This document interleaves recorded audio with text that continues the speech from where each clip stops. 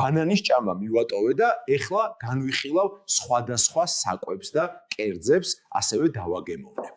პირველი შაურმას დავაგემოვნებ, ყველას მოსწონს და მეც მომეწონება, ესე ვფიქრობ. ინგრედიენტები: ხახვი, პომიდორი, ნამდვილი კახური ვირის ხორცი.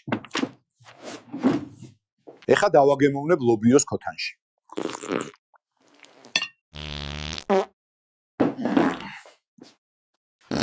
ხომ გითხარი, უხერხულ მომენტებში ნუ მიღებ თქო.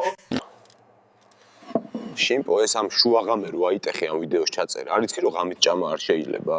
კაი, რა სისულელეს ამბობ, რა იცის ეხა კუჭმა, ღამეა თუ დღე. უცელში ყოველთვის ბნელა. თან ერთი უცნაურობა მჭირს, ქალაქი იძინებს, მადა იღვიძებს. შიმპო, ეს არის მეგრული აჯიკა.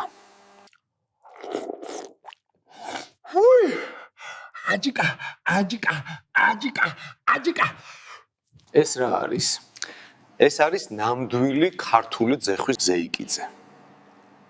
ეგ გასაგებია ქართული ძეხვი, მაგრამ რატომ ჭიხვინებს?